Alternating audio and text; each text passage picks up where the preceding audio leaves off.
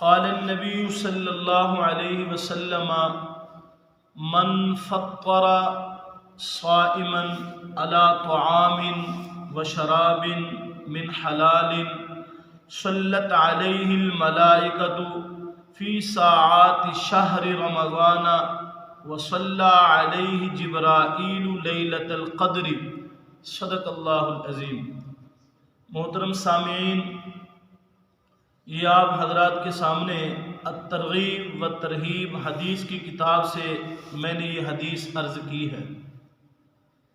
اللہ کے نبی صلی اللہ علیہ وسلم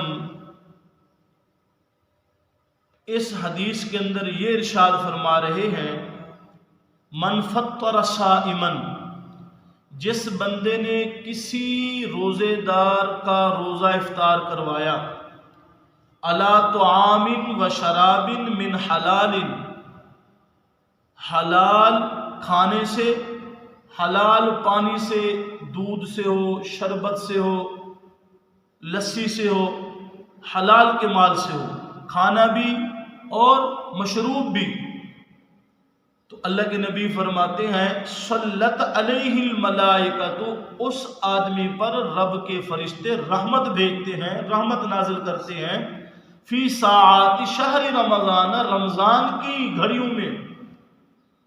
اور آگے میرے نبی نے فرمایا وصلی علیہ جبرائیل لیلۃ القدر، اور حضرت جبریل امین لیلۃ القدر کے اندر اس کے لیے دعا کرتے ہیں اور اس پر رحمت بھیجتے ہیں۔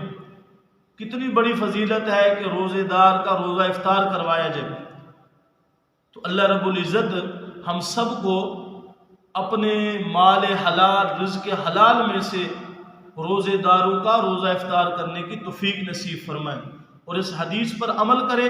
اور اللہ کے نبی نے اس کے اندر کتنی وضاحت کے ساتھ ارشاد فرما دیا ہے، فرشتے رحمت بھیجتے ہیں اور جبریل امین روزہ افطار کرانے والے آدمی کے لیے لیلۃ القدر میں دعا بھی فرماتے ہیں۔ آگے فرمایا وصافحہ جبرائیل لیلۃ القدر، اور جبریل امین لیلۃ القدر کی رات میں اس سے مصافحہ بھی فرماتے ہیں۔ اللہ رب العزت ہم سب کو سنت کے مطابق روزہ رکھنے کی، سنت کے مطابق افطار کرنے کی توفیق نصیب فرمائے۔ محمد رسول اللہ